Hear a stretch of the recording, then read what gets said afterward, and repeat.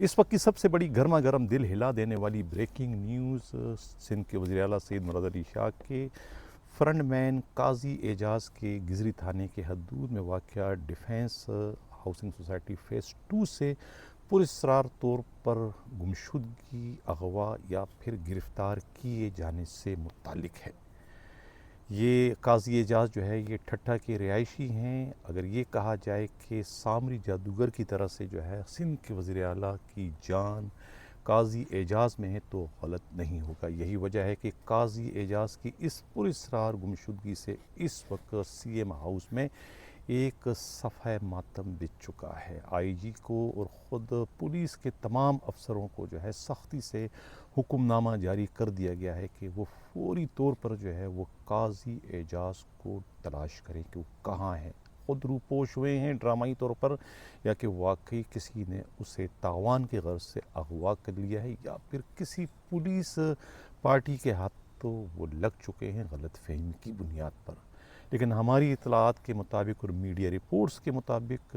حساس اداروں کی ٹیم کے ہاتھوں لگ چکے ہیں اور ان سے بہت ہی بڑے پیمانے پر جو ہے وہ اس وقت تحقیقات کا آغاز کر دیا گیا ہے۔ وہ پہلے بھی کئی بار جو ہے وہ حساس اداروں کے ہاتھوں پکڑے جا چکے ہیں۔ نامکمل معلومات فراہم کرنے کے بعد اب دوبارہ انہیں جو ہے وہ کہتے ہیں کہ اٹھا لیا گیا ہے۔ یہ قاضی اعجاز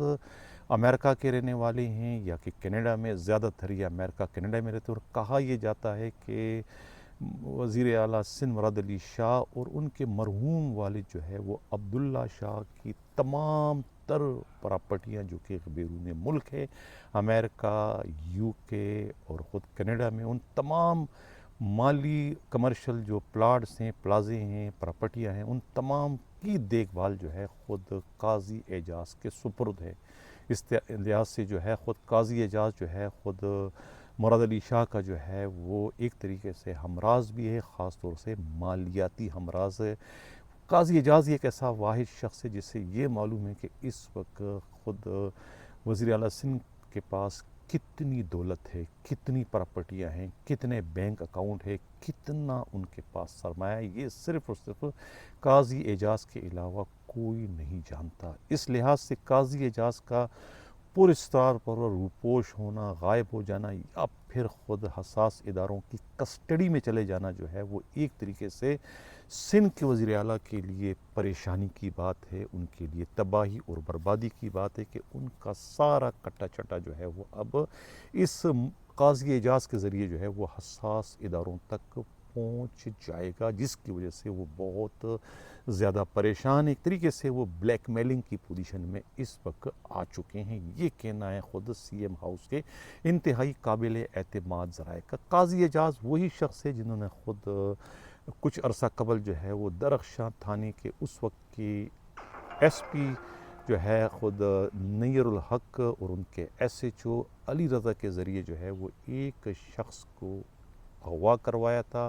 اور اس کے بعد اسے پولیس کسٹڈی میں جو ہے بائیمانہ تشدد کر کے ہلاک کروا دی تھی، جس کے بعد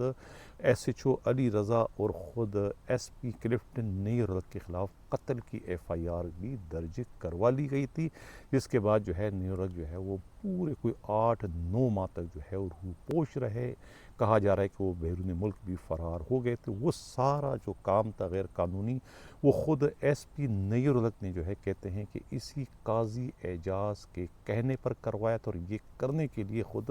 سی ایم ہاؤس کے پی ایس او کے ذریعے ان پر دباؤ ڈالا گیا تھا کہ وہ یہ کام کرے۔ جس کے بعد جب وہ کام کر گئے، ان کے خلاف جب مقدمہ درج ہوا تو پھر قاضی اعجاز نے بھی ہاتھ اٹھا لیے، اور دوسرے جنہوں نے فون کیے تھے پی ایس او نے، انہوں نے بھی ہاتھ اٹھا لیے تھے، اور خود آتاب کا شکار جو ہے وہ نیر الحق ایس پی ہوئے تھے، اور خود Ali Raza S H O اور ان کے جو ہیڈ مورر تھے انہیں جو ہے وہ جیل یاترا تک کرنا پڑی، اور اب تک وہ معاملہ جو ہے وہ ان پر لٹک رہا ہے۔ کوئی ان میں راضی نامہ نہیں ہو سکا، جبکہ 2-3-4 کروڑ کی بات چل رہی تھی۔ تو یہ قاضی اعجاز وہی شخصیت ہیں جو کہ اب ڈرامائی طور پر، پراسرار طور پر روپوش ہو چکے ہیں، لیکن ذرائع کہتے ہیں کہ نہیں، وہ اس وقت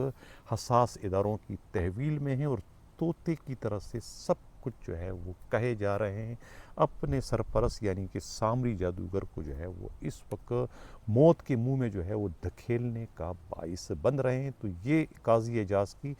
پراسرار گمشدگی، پراسرار اغوا یا پھر پراسرار گرفتار کیے جانے کی اندرونی کہانی ہے. گزری تھانے سے جب ہمارے نمائندے نے رابطہ کیا تو پتہ چلا کہ وہاں پر اس کی کوئی رپورٹ نہیں ہے، کوئی واقعہ نہیں، جس سے اس شبے کو تقویت ملتی ہے کہ نہ تو وہ اغوا ہوئے ہیں اور نہ ہی وہ غائب ہوئے ہیں ڈرامائی طور پہ اپنے طور پر. یقیناً وہ گرفتار کیے گئے ہیں حساس اداروں کے ہاتھوں. سفید یا کالے رنگ کے ڈالے میں انہیں بٹھایا گیا اور اس کے بعد ان کے آنکھوں پر پٹیاں باندھ کر انہیں نامعلوم صلیب پر ہاؤس میں جو ہے وہ پہنچا دیا گیا. یہ کہنا ہے انتہائی معتبر ذرائع کا، لیکن سی ایم جو ہے وہ اس وقت بہت زیادہ دکھی ہیں، بہت زیادہ پریشان ہیں، یہاں وہاں ہاتھ پاؤں مارے. کہا یہ بھی جا رہا ہے کہ صرف